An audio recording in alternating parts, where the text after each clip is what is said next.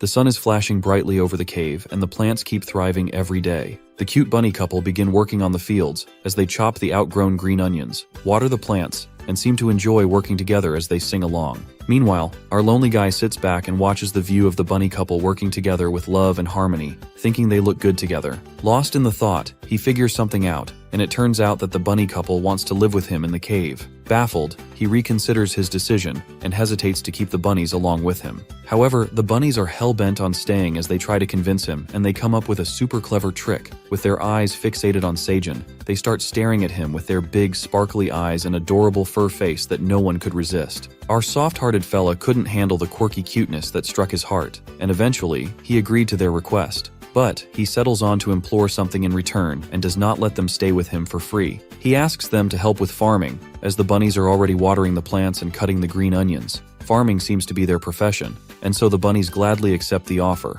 The sheer happiness gets a little frantic when the bunnies leap towards Sejun, conferring him with the most adorable hug, melting his heart. This unprepared attack of the cuddles with soft fur was the ultimate plan of the bunny couple to trick Sejun. He gets the feeling that he'd been used and fallen into the trap of sweet bunny cuddles, but inside he is bursting with joy. Later, the bunny duo returns to the grind, while Sejun catches sight of the equipment bunnies are using. He realizes that bunnies are using magical items in farming. The hubby bunny is using a sprinkler that never runs out of water, while the wifey bunny is wearing an apron with a magic pocket, noticing that it provides farming equipment like scissors and shovel when needed. Our boy gets jealous as he cannot even buy or utilize these magical items, but he wishes to have them. In the meantime, the bunny couple finishes up their farming work, and Sejun inspects the work done by them. Looking at the field, the sweet potatoes had not sprouted yet, while the cherry tomato leaves had been growing fast, making him wonder if it was all because of the bunnies and their magic items. As things seem to be done, the bunny couple looks desperately with those adorable puppy eyes towards Sejun,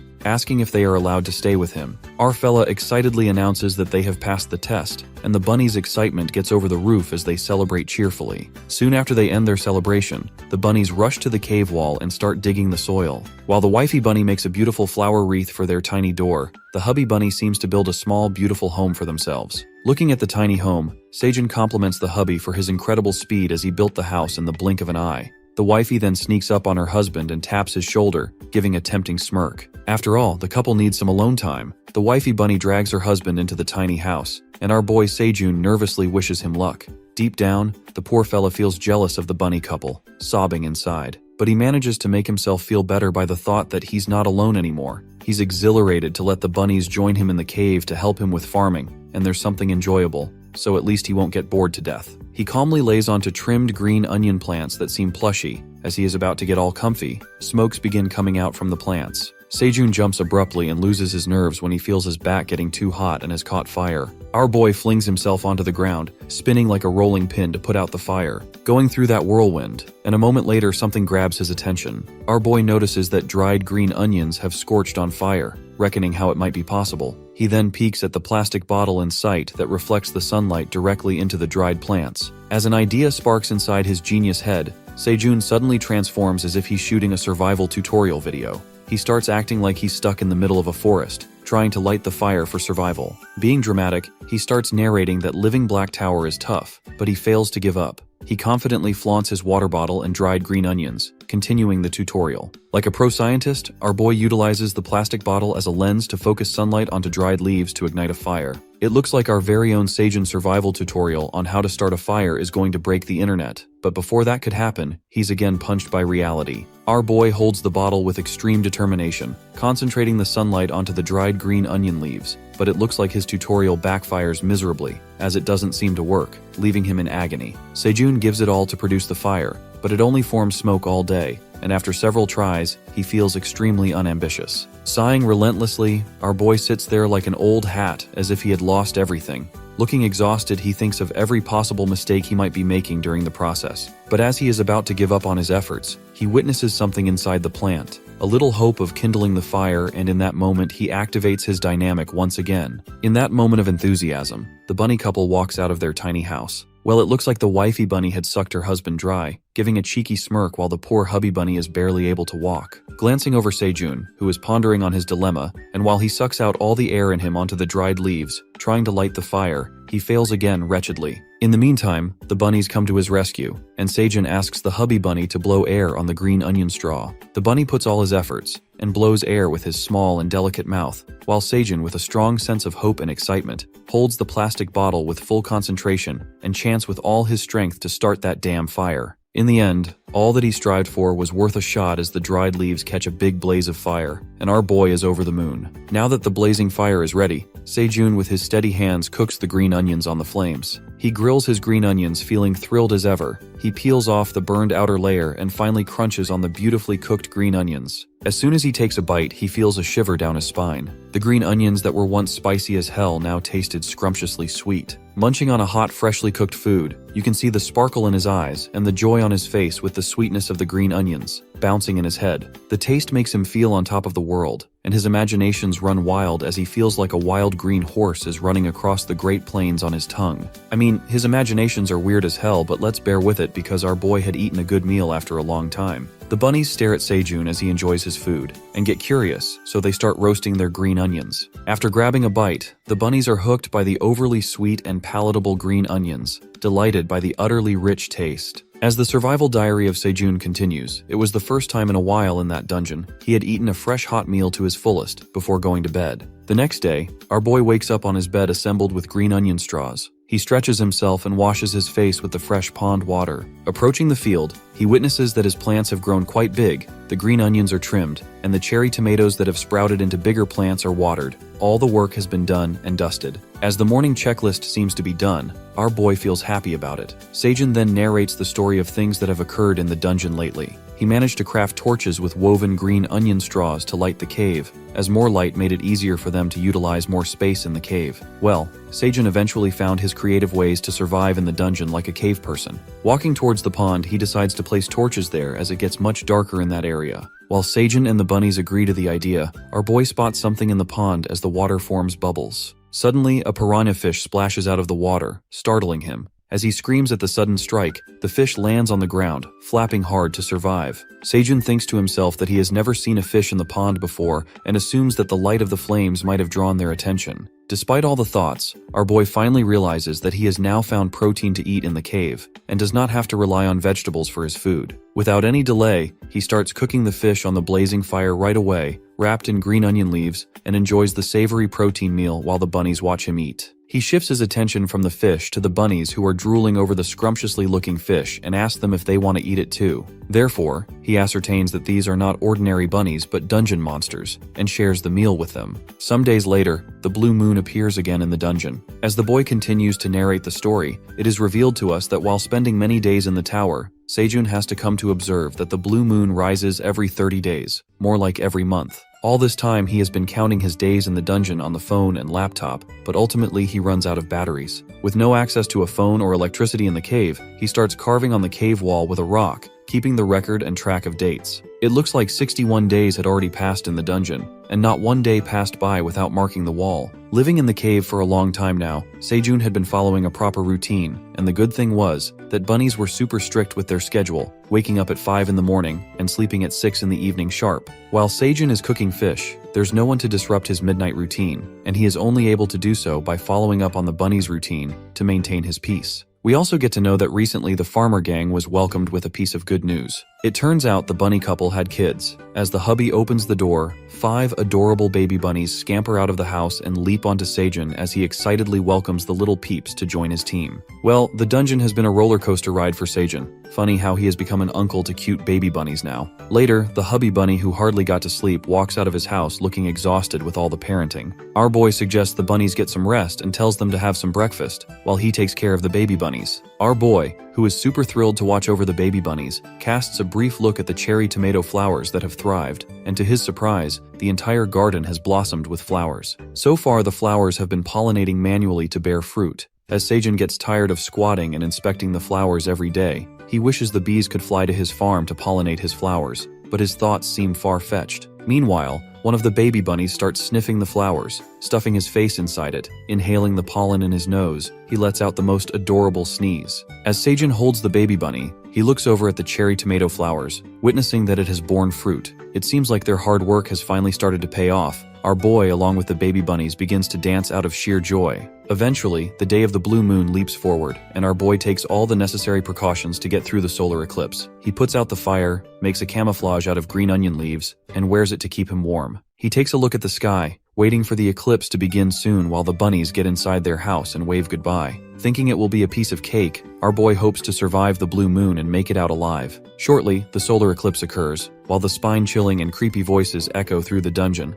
This fella hides himself in the corner of the cave, feeling anxious. As the blue light beams over the cave, he proceeds to sit fearfully in the corner of the cave and wraps his hands around his ears to cancel out the noise. However, Sejun already feels drained. He hides himself in the corner, thinking that he had removed all the smelly stuff just in case to save himself from any kind of trouble. Waiting for the blue moon to halt, he feels like the time has stuck and is barely passing. As the howling and screeching continue, the boy starts shivering in fear as he can hear them from a distance. Hoping to survive the never-ending solar eclipse safely, he abruptly hears a thundering noise approaching towards the cave. Petrified, he speculates about where the loud sound is coming from. It is revealed to us that a colossal red monster with big claws, big enough to slice a person into pieces, is approaching the cave. It turns out to be an aggressive bear standing above the cave with Sejun in sight. As soon as our boy captures the monster's dangerous sight, his heart starts pounding swiftly. While the red monster spots him in the cave, giving him a deadly stare, our guy starts trembling with fear. With nowhere to run, he decides to act smartly and tries to hide deeper into the corner. Before the bear could notice him, Sejun valiantly scoots over with his furtive and steady steps. As everything seems to be going pretty smoothly, he grabs his bag, but all of a sudden everything in his bag comes crashing down on the ground. His laptop, cherry tomatoes, and water bottle come falling on the floor, and it looks like our boy is doomed. With nowhere to run, Sejun stares in terror. As he looks at the top of the cave, our boy witnesses the bear trying to leap into the cave. Our boy starts screaming as loud with his mouth wide open as the monster comes crashing into the cave, leaping towards him with its big fangs. Well, it looks like the red bear has found himself a fresh meal. Later, Sejun is found blacked out on the floor, and the bunnies gather around him, waking him up. Lying unconsciously, our boy gets slapped by the wifey bunny, who wakes him with a mighty whack on his face, startling him. As he wakes up screaming like a maniac, his mind immediately flips to the moment when he almost gets killed by the bear. It seems like Sejun passed out for quite a long time because every part of his body hurts badly. Recalling the moment when the monster shows up at the cave, leaping towards him, nearly getting killed, he starts to get the chills. As the thought sends chills down his spine as he shivers with fear, the bunnies light up the fire while Sejun warms himself up and covers himself with a blanket made out of green onion straws. He then gets accompanied by the bunny couple who cuddle with him, getting all comfy and warm. Sitting by the fire, the wifey bunny cooks him a fish. Munching on the freshly cooked meal, he assumes all the possibilities as to how the red monster came this way, like it must have sensed this place or left after feeling another monster's energy. Or maybe it couldn't fit in the small cave opening. I mean, that monster had every chance to kill him, so maybe he was saved by someone. Nonetheless, he finds himself lucky to survive, but he also speculates that this tragedy can happen again, and he can lose his life. Holding his half-eaten fish, he gathers his optimistic energy and becomes proud of how far he has come in the dungeon, so he decides to not give up, raising his spirit to eat well to survive. In the meantime, the bunny signals him, trying to tell him something.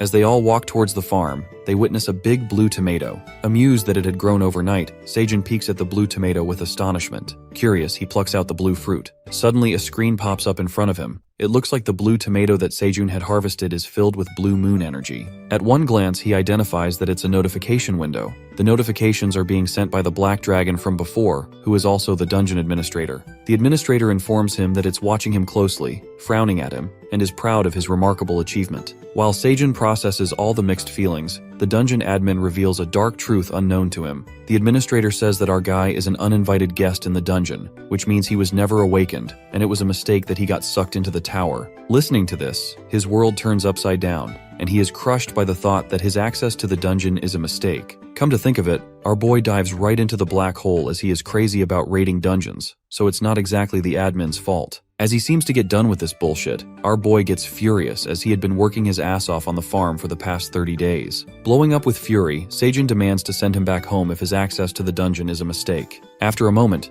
a notification comes up again, and the dragon blackmails to kill him to remove the evidence of the mistake the admin had committed. Yelling through the screen, our boy makes it clear that he cannot remove him after his thriving progress on the farm. Getting too worked up, our fellow reconsiders his tone of voice and calms his nerves down. In a bit, another notification comes up, and this time it's not about killing. The dungeon dragon finally sends something good his way as he determines to awaken him. Everything around him gets magical. Sejun is staggered by the news that he's officially being awakened, which itself is a great win for him. However, it doesn't stop here when the administrators assign him an occupation. He stares at the screen with his big shiny eyes, hoping that he will be assigned to be a wizard since he's so smart. The admin bursts his bubble. Unfortunately, he is assigned to become a farmer. This gets even worse when the obnoxious dungeon dragon lists down his occupational traits, which include that he will not fall ill, become friends with nature, and earn rewards by harvesting crops. Left in disbelief, he is now officially a farmer, and it seems like his fate is already decided. Moments later, he peeks at his status record on the screen, which complies with his talent as an average Joe. Being titled as an ordinary person, he imagines himself in a TV show, where the host introduces him as an average Joe who had cleared the dungeon,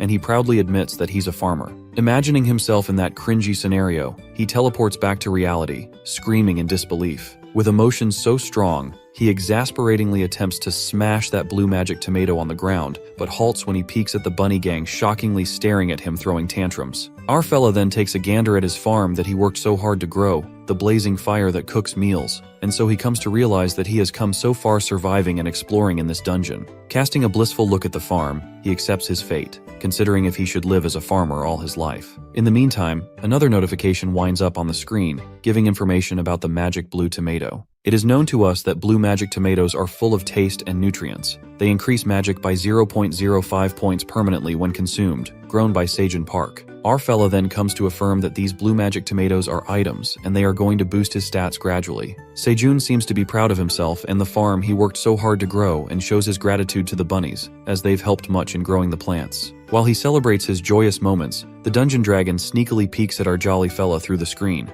and it looks like it's planning to do something evil. As all of this happens, another notification befalls, and it seems to be a new quest for Sejun. His quest is to offer the magic tomato to the administrator. By doing so, he will be rewarded with one occupational skill, but the consequence for declining the quest is death. It looks like the administrator wants to get rid of Sejun for good and hide the mistake it has committed. Our boy reads the quest and freaks out after reading the consequences, which strike terror into him, and he begins to wonder if it's really a life-death situation. As the new quest comes up, our fella gets low-key terrified, thinking that the admin is trying to threaten him. The admin brings pressure to bear on Sejun, as he gets swayed by the shocking threat of declining the quest. Surrendering himself, he bows down in respect and serves the magic cherry tomatoes to the screen. The tomatoes teleport through the screen, and our boy finally completes his quest. Sighing with relief, he nearly forgets about the reward and taps to open it, eagerly waiting for the well-deserved reward. As Sejun wonders how generous the admin is, the reward turns out to be an occupational ability that increases the chance of his seed sprouting. The disappointment begins to manifest as he realizes that he's adhering to the farmer's life now. Later that day, as the sun shines brightly as usual, our boy hunts down fish piranhas with his woven fire flame torch, earning points for smacking them for survival. Killing 5 piranhas in a row, Sejun earns 10 XP rewards. The boy narrates that awakening has helped him earn experience points, as killing piranhas for survival made him jump to level 2. Wishing to kill more piranhas, he decides not to hunt more fish for the sake of points, thinking that his major source of protein might go extinct if he keeps killing them. While he prepares the beautifully cooked fish, he calls upon the bunnies to join the meal. As the baby bunnies rush towards him, he divides the fish among the bunnies as their appetite seems to grow with their size, and hands out 2 cooked fish to the bunny couple. Munching on the deliciously cooked meal, our boy learns about the hidden truth about the bunnies. It is revealed to us that the bunny couple are white farmer bunnies, which are dungeon monsters and specialize in farming as the name suggests. They are not well-known monsters in the dungeon, and for that reason, people don't know about them in the real world. Sejun speculates about how the farmer bunnies ended up in the cave, assuming they would have lost their farm, and thinks about how they can return home. The language barrier between him and the bunnies makes him ponder and wish to communicate with them. Wrapping things up, our boy announces that it's a big day at the farm today while the farmer bunnies get pumped up. Upon arriving at the farm, they notice beautiful cherry tomatoes have finally ripened, and they are left in awe. The fully ripened cherry tomatoes have blossomed on the farm, the moment Sejun and the farmer bunnies were waiting for. While bunnies are springing with happiness, our boy gets overwhelmed as tears of joy stream down his face, believing that he finally achieved the fruits of his hard work and sweat, because now they get to harvest the fruit they've grown. Recalling the blue magic tomato harvest, Sejun carefully approaches the red tomatoes as his hands start to shake while the bunny's eyes fixate on him. With his heart pounding fast, he plucks out the red cherry tomato, a perfectly ripened fruit that he had harvested. It turns out that these red cherry magic tomatoes are items that he had grown on his farm, and Sejun will earn rewards for every ripe tomato he harvests. It is known to us that the magic cherry tomatoes are full of nutrients and taste, and consuming this tomato dissolves 10 grams of body fat, increasing magic energy by 0.01 point for 10 minutes. These tomatoes can be consumed up to 10 at the same time as they each dissolve 10 grams of fat and give you energy. Grabbing that magic fruit, our boy is surprised when he finds out that the cherry tomatoes can increase magic energy. Sejun continues to harvest the ripened magic cherry tomatoes and keeps earning the rewards. Meanwhile, he harvests the red cherry tomatoes and stumbles on an unripened tomato. As he plucks out an unripened tomato, he doesn't get any rewards or any additional points, realizing that it's not an item but just an ordinary tomato. Hence, he carefully harvests the items to earn rewards. After a long day of harvesting cherry tomatoes as his everyday job, our guy finally gets to taste the fruit grown by him. Tossing the cherry tomato into his mouth, he catches a glimpse of angry bunnies frowning at him for not sharing the tomatoes with them. Asserting that they all have worked hard growing the farm, our guy apologizes to the bunnies and shares plenty of unripened cherry tomatoes with the bunny gang, and they should enjoy it together. Now as the bunnies have gotten their share, they celebrate the successful tomato harvest. Sejun tosses the cherry tomato into his mouth. His mouth burst with flavors, blowing his mind. It seemed like the mesmerized, sweet, tangy flavor of the cherry tomatoes had reminded him of the summer night. The nostalgic and breathtaking flavor of the tomatoes brought back his memories and left him teary-eyed. The bunny couple stares at him with bafflement, while the baby bunnies play around with the cherry tomatoes. In the meantime, the white bunny farmers reserve their cherry tomatoes in storage covered with green onion plants. As they work together, Sejun peeks at this adorable sight, watching the kids helping the parent bunnies store the cherry tomatoes, reckoning that they are babies of farmer bunnies after all, so it's in their bones. Feeling drained, he compliments their good work and finally gets some sleep in his comfy bed and blindfold made out of green onion straws to have a productive day and quickly dozes off. Meanwhile, he gets some quality sleep and a new quest befalls. Tossing and turning, our guy doesn't let anyone disturb his sleep. Suddenly, the screen buzzes and produces a loud noise, scaring the hell out of Sejun. Destroying his peaceful sleep, he furiously finishes off his quest, which is to offer 100 magic cherry tomatoes to the dungeon administrator. The admin gets happy as our guy flings the tomatoes through the screen and the quest gets completed. Thinking of the reward as a forced lottery draw, he wishes to gain a useful ability for once. As soon as he opens the reward, it turns out to be an ability as a harvest optimizer, which can optimize slightly unripe or overripe fruits. He turns up to be disappointed by this ability, but later realizes that it's super useful. Because of this ability, he is able to earn more points by turning unripe or overripe fruits into ripe fruits in optimal conditions. With this ability, his work got more efficient, as he didn't have to wait for the tomatoes to be ripened. Deciding to take another break, another quest shows up at the notification window as the admin requests 200 harvested magic cherry tomatoes with no rewards. Unwillingly, Sejun completes the quest to compensate for the great ability given by the dungeon dragon. But this was just the beginning. The tower manager kept getting greedy, abusing his power as he increased the amount of cherry tomatoes from 200 to 250, and eventually asked for 300 cherry tomatoes. Our guy tackles this situation with patience and continues to complete the quests for the sake of rewards. However, when this new quest comes up, our fella finally loses his cool when the dungeon dragon asks him to offer 500 harvested magic cherry tomatoes with no rewards for completing the quest. Making his blood boil, our guy bursts out in anger when he reads out the new quest, and this time he vehemently says no to completing this quest. Well, it clearly looks like the tower manager is a punk, abusing his power as a dungeon admin, and is trying to raise our main character as a slave. But Sejun has finally spoken for himself and put the obnoxious dragon in its place. As the admin is flustered by this bold move, our boy feels like he's being used, as he does all the hard work and gets barely anything in return. It seems like a dungeon dragon is addicted to cherry tomatoes. It was the first time that Sejun had declined the admin's order, and he added this in his survival diary. Making the admin's jaw drop, our guy lashes out at the admin, as he had taken hundreds of cherry tomatoes earlier, saying that he also needs those cherry tomatoes for himself and the bunnies to feed themselves. Upon hearing his reason, the admin says to deal with their own problems and does not back off with the quest of 500 cherry tomatoes. Smirking, our boy clenches his fist, and listening to his bullshit, he replies that he had been working his butt off on the farm to harvest these cherry tomatoes. Adding fuel to the fire, the admin disrespects all of his hard work, saying that all he has to do is sow seeds. The admin further demands he to stop making a big deal out of it and complete the quest. These rude remarks made by the dragon make our boy even more mad, and he again turns down to accept the quest. Fearlessly, he ignores all the notifications by the admin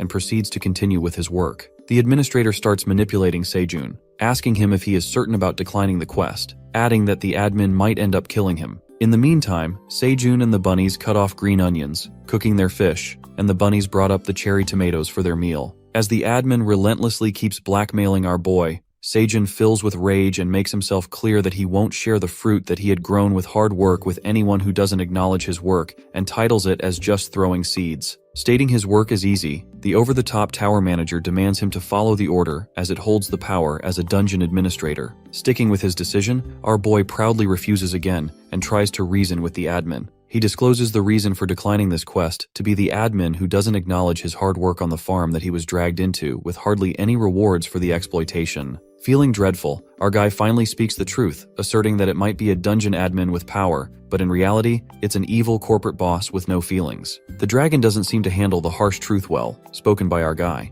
The admin gets stunned and lights up a spark of anger. Sejun then eats his harvested cherry tomatoes, teasing the dragon as it's peek at him through the screen. The admin hits the roof when she witnesses Sejun enjoying the cherry tomatoes all by himself, and threatens to kill him if he doesn't complete the quest. Meanwhile, our fella who is unbothered by all the threats, he enjoys his fruit as now he couldn't care more about that rude corporate boss. However, to satisfy the infuriated admin, Sejun offers her 5 cherry tomatoes, telling her that he will give the rest of the cherry tomatoes later, as he won't have enough to give the bunnies. The dungeon admin finally decides to forgive our boy and let it slide just once, accepting the cherry tomatoes as an apology. I mean, the dungeon dragon needs to be humbled, acting all high and mighty just because she's the tower manager. As the screen disappears, Sejun hides his sneaky grin as he realizes that the admin might be more accessible than he had thought, getting the hunch that the dragon was trying to apologize to him. The next scene takes us to the day when the blue moon is about to rise again. It is revealed to us that Sejun had spent 91 days in the dungeon, experiencing the 4th blue moon. He again prepares for the day and hides in the corner of the cave, covering himself with a blanket and earmuffs. He bites on a cherry tomato, hoping to endure the shrieking of monsters,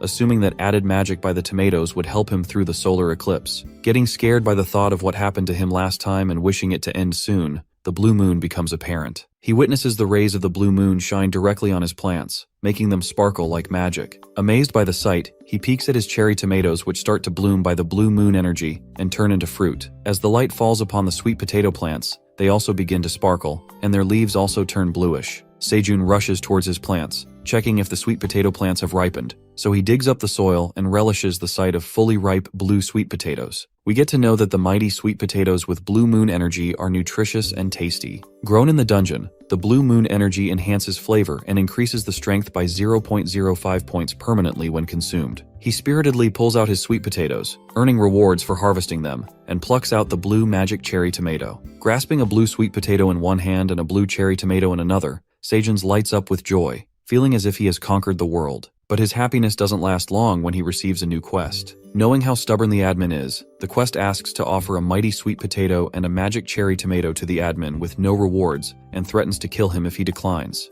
I mean, the admin is crossing all the limits, misusing her authority to satisfy her cravings. Receiving 2 quests at the same time, our guy chooses not to risk his life and completes the quest, offering a basket full of cherry tomatoes. This makes the admin happy as he is now following the orders. However, the admin starts blabbing and complaining as the cherry tomatoes are not the required amount, warning him that he must offer them next time. Frustrated, he promises to give the rest of the cherry tomatoes some other time and requests for more time. After that, Sejun tosses the blue cherry tomato into his mouth and falls in love with the sweet, tangy flavor of the fruit, which again makes him reminisce about the summer night with fireworks. Our boy can't seem to wait and starts steaming the sweet potato, and with no foils available, he wraps it up with super helpful green onion leaves. Impatient to eat the sweet potato, Sejun eagerly waits for the delicious meal to be cooked. The blue moon also comes to an end, and the bunny gang comes out of their house, staring at him with confusion. He delightfully welcomes the bunnies to join him and eat the sweet potato loaded with blue moon energy. The bunnies are mesmerized by the sight of a perfectly cooked sweet potato that's steaming hot, but the daddy bunny refuses to eat it.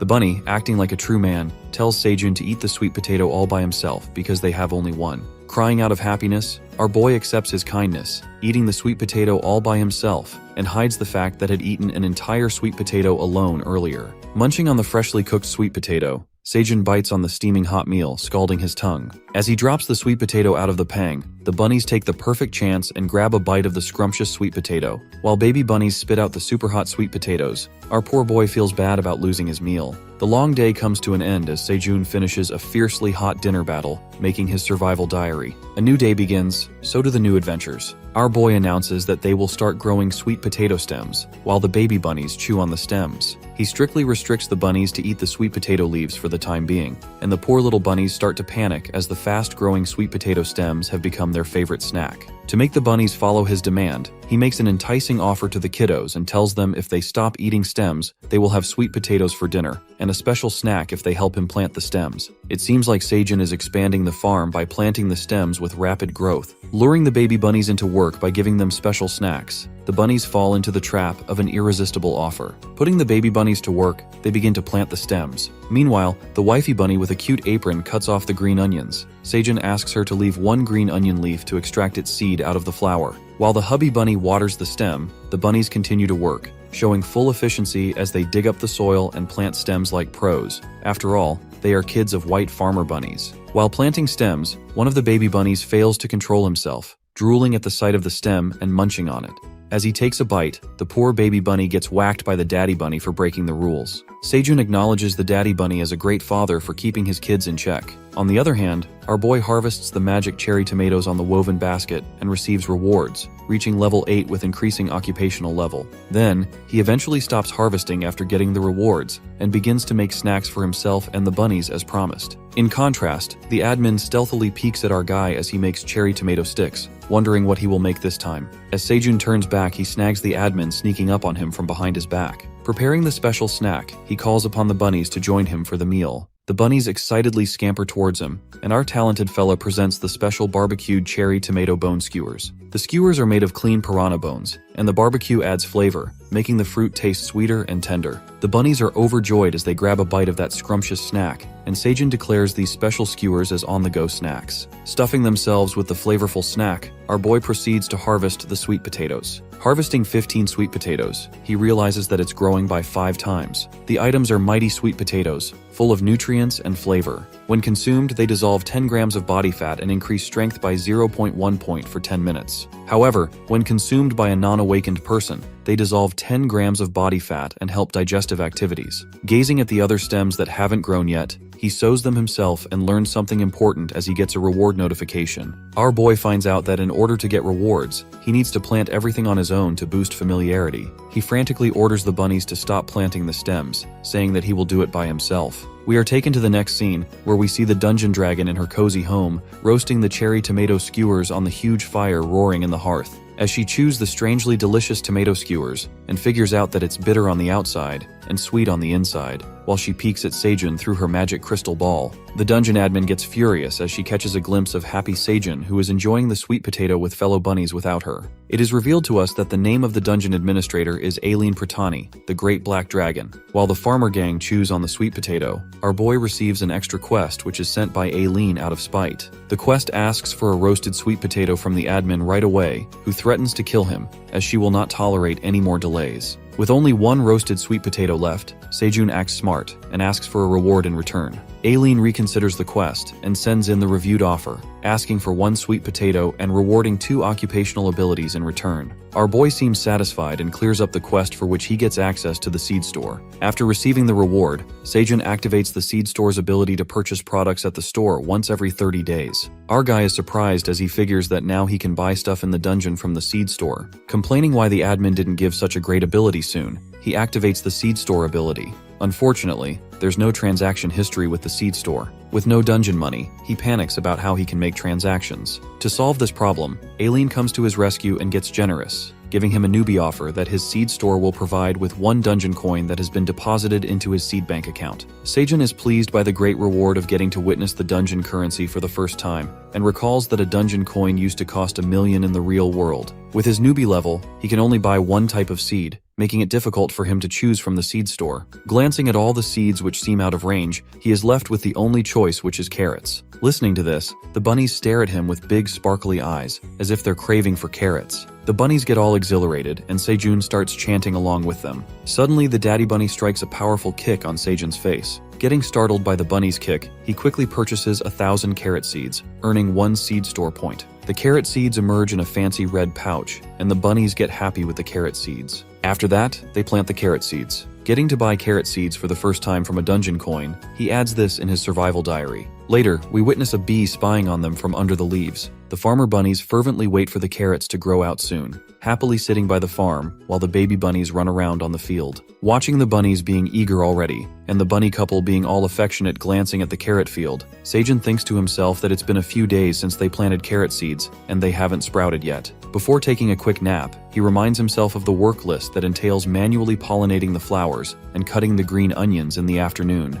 and dozes off along with a little bunny who sleeps over him. Flaking out, a bug flies around him buzzing in his ear, making him irritated. He jerks his hand to avoid the buzzing, but our boy wakes up annoyed by the sound, wondering where this damn bug came from. In a flash, an adorable little bee comes up front, staring at Sejun with pretty purple eyes, assuming the bee super adorable bee to be an insect monster. While our boy is puzzled about the sudden bee arrival, he moves up, making the baby bunny trip on the ground, as he diverts all his attention towards the bee. Glancing at the bee with eyes full of love, a notification comes up that stipulates that it's a poisonous honeybee. Upon reading, this frightens the life out of him as the poisonous honeybee gets close to him. To save himself from the bee, he asks the bunnies if this bee is really deadly. But darting at the situation, the bunnies make a hasty retreat, escaping from the scene, leaving poor Sejun who gets stuck with the deadly bee. Our fella is left terrified and all alone by the deceiving bunnies who had left him behind. It is revealed to us by the dungeon administrator that this poisonous honeybee is carnivorous, as they hunt animals with their venomous stingers and eat the flesh.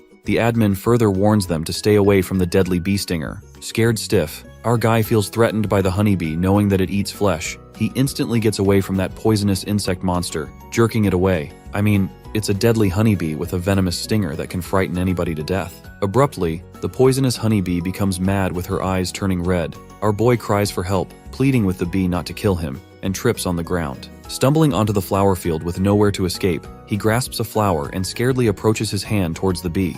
The bee calms down, inspects the flower, and starts sniffing it. Finally, the honeybee sucks the flower nectar, and now the deadly monster seems to be delighted while our boy speculates if the bee is really carnivorous because it had consumed the nectar. In a minute, he figures out that the honeybee has carried pollination. This distracts the terror of the poisonous honeybee, who now seems harmless. Our fella summons the bee and directs it towards the fields of flowers to pollinate them. This way, the bee carries out pollination, filling its stomach while some of the Sejun's workload is lifted from his shoulder. The tantalizing rush starts to flow as the honeybee heads towards the flowers, and our guy is more than satisfied now, as does not have to pollinate the tomato flowers manually, which hurts his back. In the meantime, the bunny gang comes back, peeking at Sejun as they hide behind the rock. Greeting the bunnies, he taunts them for leaving him alone, calling them selfish. Still angry with the bunny gang, the honeybee returns after pollinating the flowers. Thinking that the bee has now filled its stomach, the monster bee comes closer to Sejun, making its bed on his shirt and sleeps on him. Finding it cute, he hopes not to get stung by the poison,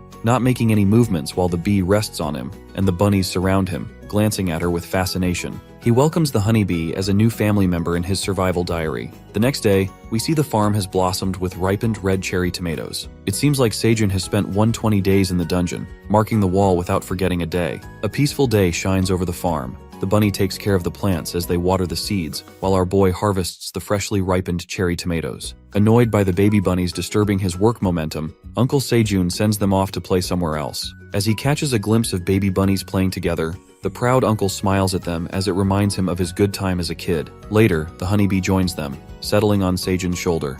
The boy then narrates that the poisonous honeybee has been traveling back and forth to the dungeon for a few weeks. She arrives in the morning to do all the hard-working honey-sucking work and returns to the forest by evening, guessing that it goes back to her beehive. We also get to know that the honeybee started producing its own honey a few days ago, which is intriguing. Later, lunchtime begins, and our boy gathers the bunnies to join him for the meal. The bunnies eat their cooked fish, while Sejun grabs his roasted green onion as the bee drips honey on it. These are known as honey green onions, freshly green onions topped off with a layer of honey from the honeybee, which enhances the sweet and savory flavors. While Hen gets dazzled by the hypnotizing taste, the bunnies are left in awe by the taste of the honey green onions. Our boy feels relieved as the bee now seems harmless, and with honeybees being super useful for pollinating and providing honey, they have expanded the farm rapidly. Sejun can't seem to get over the delicious honey green onions, thinking that he can immerse himself in honey like a bear in a few months. The administrator sneakingly peeks at him and cheers him on. In the meantime, Sejun marks the wall and notices that the blue moon is approaching.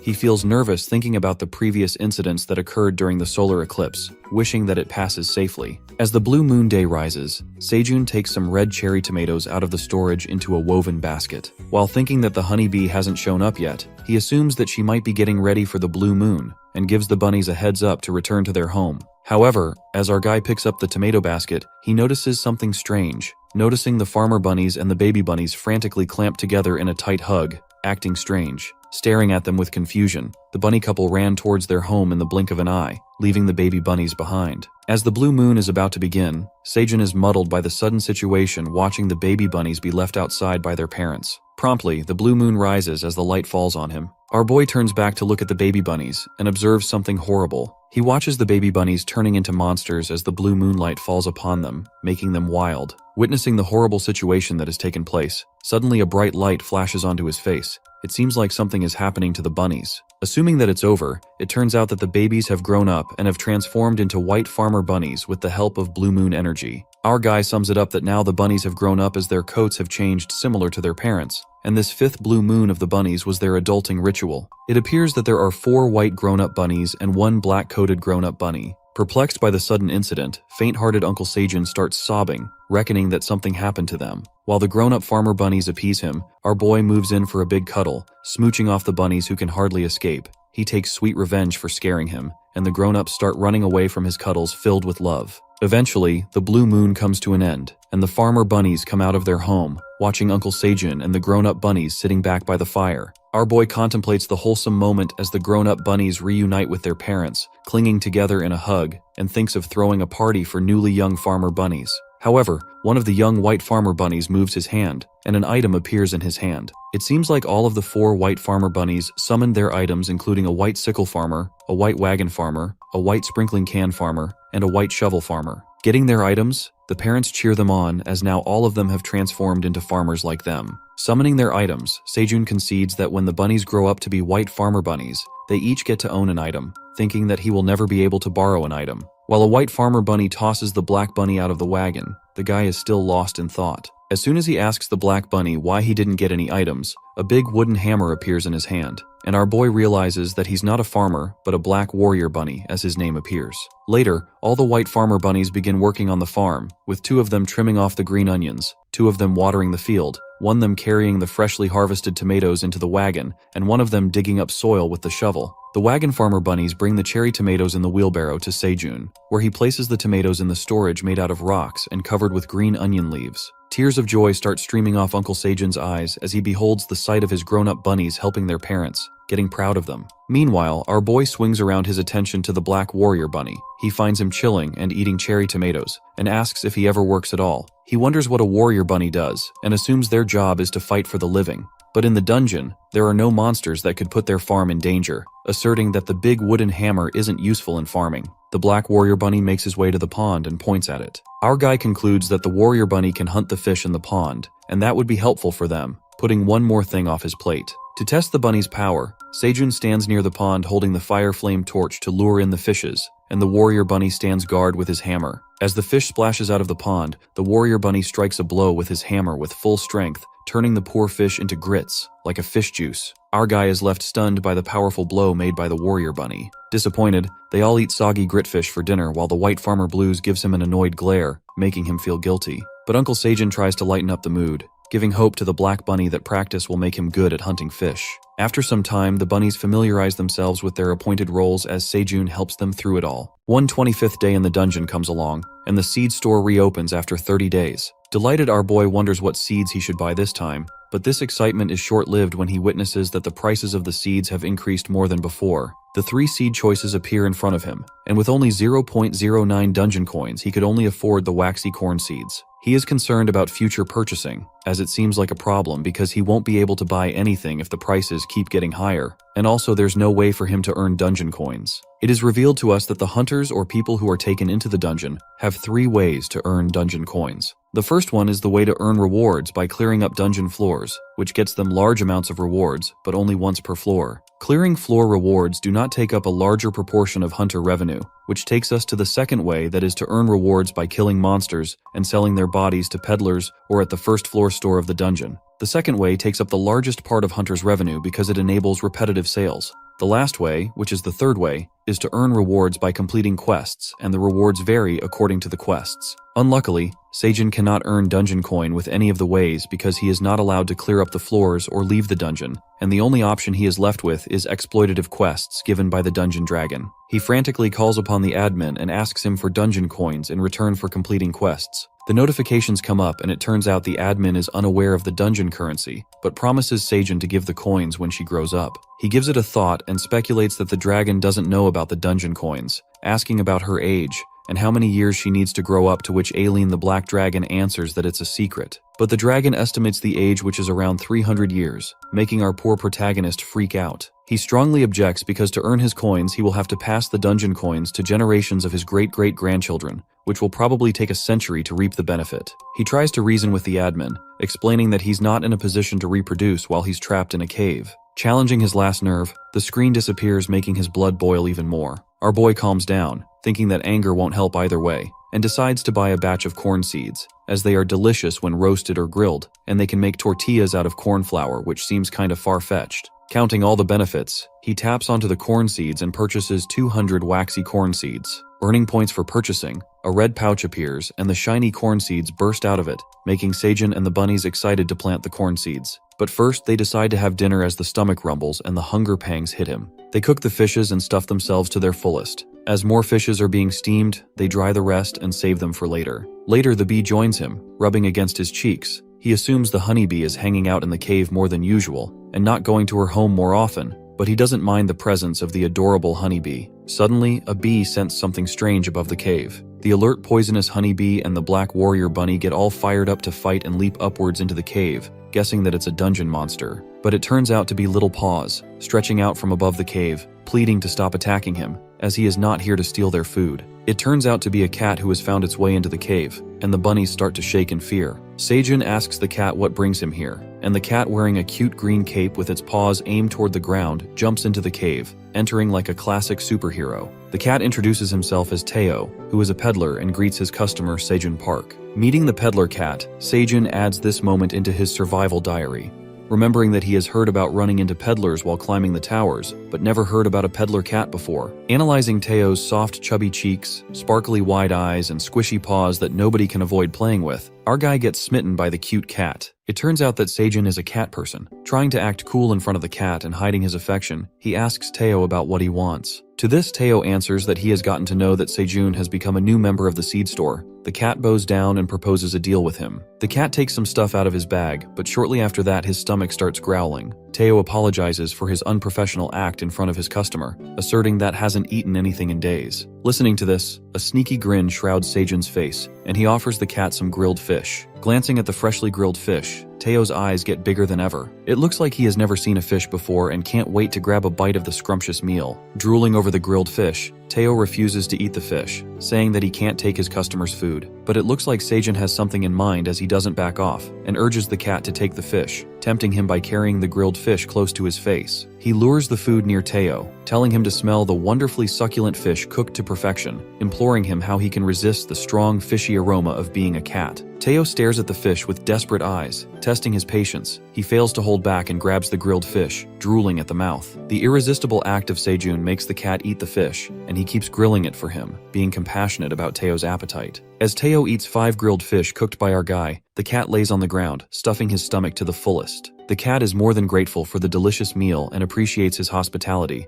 unsure of how else to repay him. Exchanging the kind words, Sejun proposes a deal to Teo, asking for 0.5 dungeon coins. The cat gets confused, but our guy clears the air as he asks him to pay for what he has eaten. Thinking that the meal was for free, the sly cave person tells Teo that there's no such thing as a free lunch, and reminds the cute cat that he's here for a deal. Sejun traps the poor cat in his plan and asks Teo if he was just going to leave after eating his customer's food, while the warrior bunny stands behind him holding a hammer. Poor cat pays him the amount he asked for, and our guy gets excited as he has just earned dungeon coins. It looks like Teo the peddler cat has gotten scammed by our main character. Teo regrets his decision and ponders that he came to make money from his customer, but ended up giving his money away. Looks like his business took a fall before it even started. Determined, he refuses to be a pushover again and decides to sell something to Sejun, taking his items out of the bag. Teo presents the brand new items he had bought from another dungeon floor, which include a container, mini fan, and a pocket hand warmer selling for 5 dungeon coins each. Sejun thinks and speculates that these items are similar to those of the outside world. The cat goes on and explains their magic features, saying that the container is a magic preservation that also maintains the temperature of hot,